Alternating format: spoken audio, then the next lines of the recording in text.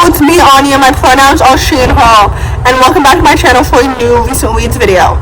The first book on this list is called Shinji Takihashi and the Mark of the Coatl, I think that's how you pronounce it, I don't know.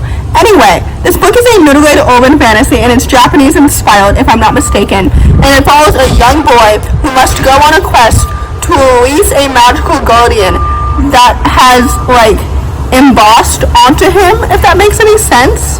Because, the guardian is draining its magic from the main character's life force. I don't know if that makes any sense at all. But basically, this book was good, but it wasn't great. First of all, I rated it 3 stars because, the plot adventure reminded me of, Indiana Jones for some reason. It was very intriguing, and it was very engaging. The world building was quite nice, and it was quite, creative and cohesive. The characters I enjoyed, the kid characters, the 2 main characters that were children, I enjoyed them because they were both distinct. But I feel like there were too many adult characters, so when the villain reveal happened, it wasn't as emotionally impactful as it should have been because the adults in my mind all blurred together. So with that said, I rated this book 3 stars. I'm not completely sure if I would continue the series and read the sequel. I don't know how many books are planned in this series particularly, but anyway, I don't know if I will be reading the sequel. So anyway, with that said, I rated this book 3 stars, and honestly, I don't know if I would recommend it. So take that as you will.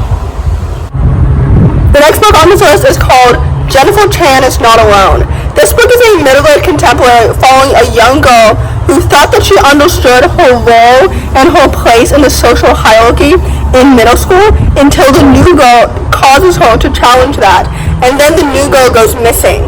This book was so good, and it was absolutely so fantastic. I rated this book 5 stars because I loved every single thing about it, and it made me cry at least twice. The characters were so well developed and so distinct, and they felt so authentic and so true to middle school. The plot was so intriguing, and it was absolutely so engaging. All the friendships felt so authentic, and again, this story portrays middle school literally so well. I think that's why I felt so emotionally attached and emotionally connected to the events as well to the characters. This story was so good, and it definitely exceeded my lower expectations. I've read 2 books before by this author, When You Trap a Tiger and The Science of Breakable Things, which I prefer The Science of Breakable Things, but When You Trap a Tiger was the more recent one of the 2, so that's why I had lower expectations because I rated Trap a Tiger 3 stars, but The Science of Breakable Things 4 stars, if that makes sense. But anyway, this book was so awesome, and it was absolutely so authentic, and it felt so, real, if that makes any sense. So anyway, with that said, I rated it 5 stars, and I would definitely highly recommend it.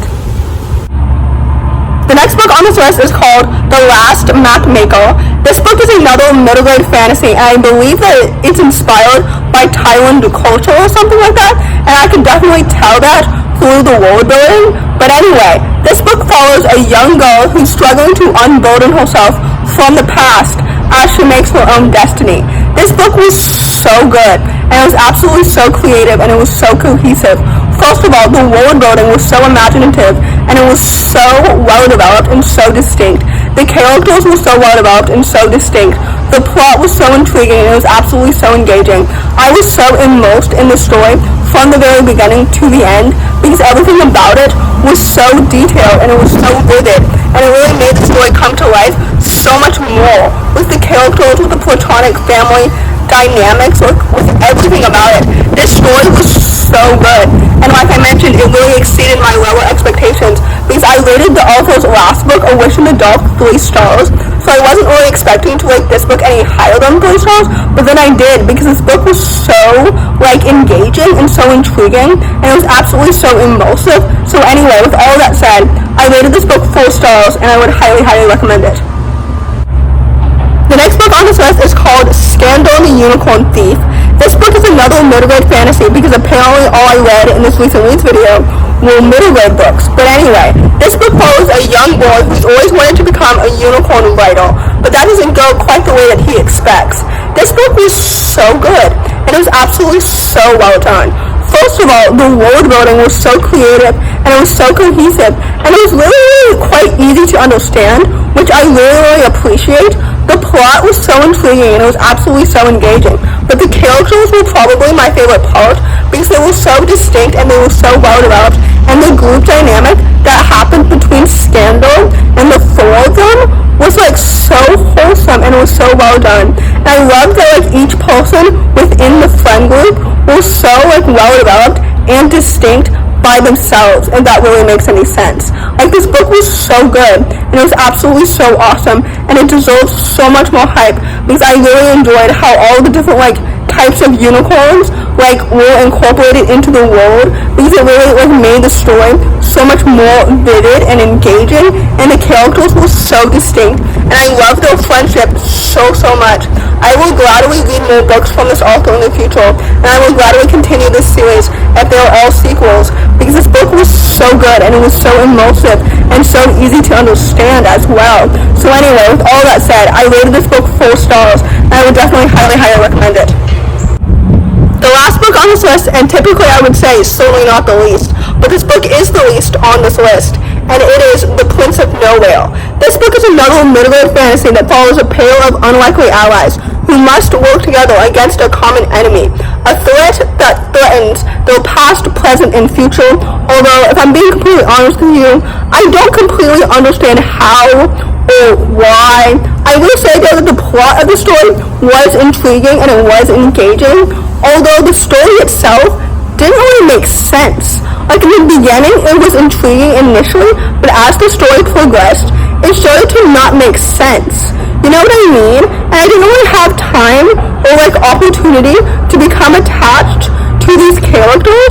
I just felt like I was being stringed along with all of these bits and pieces of information that somehow like were cohesive, or I was expecting them to like all come together and make sense, but it didn't. You know what I mean? Like it never made sense to me in my mind. In the ending, it wasn't really like that satisfying to me because like all the pieces were still there, all like not connected. You know what I mean? I don't know if that makes any sense at all, but basically that's the thing. This story didn't really make much sense at all. So that's why I rated it 3 stars, because it was so confusing. And I didn't really understand like what was going on or why it was happening or how it was happening or anything. And I know that this review is rather vague, but really I'm trying not to spoil anything for you.